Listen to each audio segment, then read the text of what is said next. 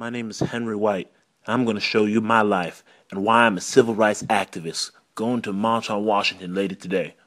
I was born June 14th of the year 1941 in Chicago, Illinois. I lived in a real small house with my mom and my two brothers, Jonathan and David.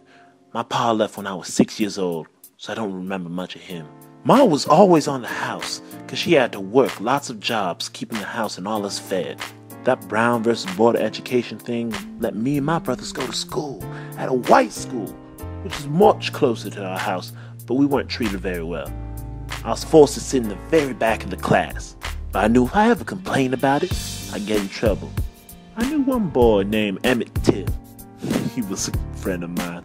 We hung out all the time. Funniest kid I ever knew. He was never afraid of nothing. He did any dare he was told, did it with a smile on his face.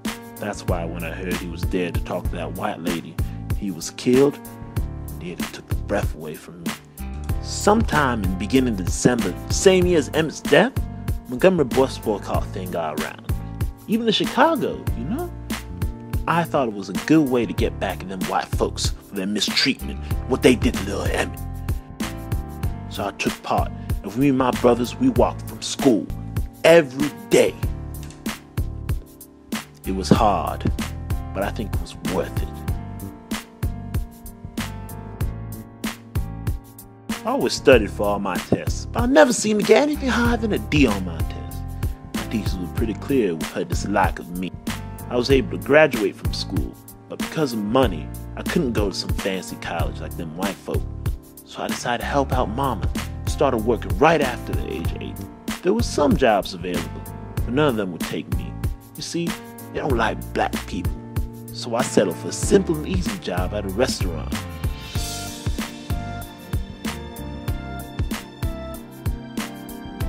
They allowed us common folk to loiter, parking cars and stuff for fancy white people.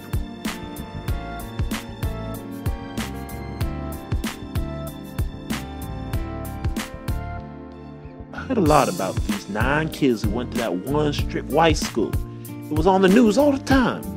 That's why when I heard about the Eisenhower passing that law for us, vote more, static.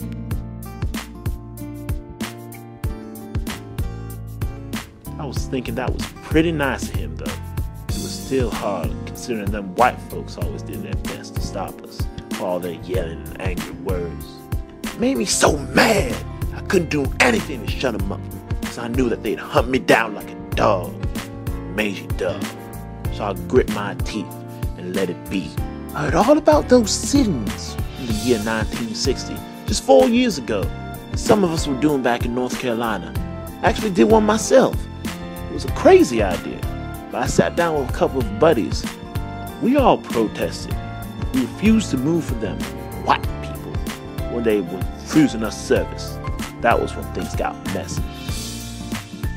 The year 1960 was also the year I was finally able to register to vote, and them white folks were finally able to be punished for not letting us register. I was even a freedom rider just 3 years ago.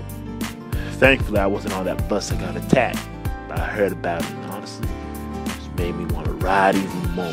The most important things I ever read was Martin Luther King Jr.'s A Letter from Birmingham Jail. It's inspirational. Not too long after the letter was written, the church in Birmingham was blown up by the KKK animals. Those poor little girls, God bless their souls, killed by them white devils. So that's why I'm attending this march today. Those little girls, the unfair treatment of us blacks, the population, but most of all, freedom, my family's freedom.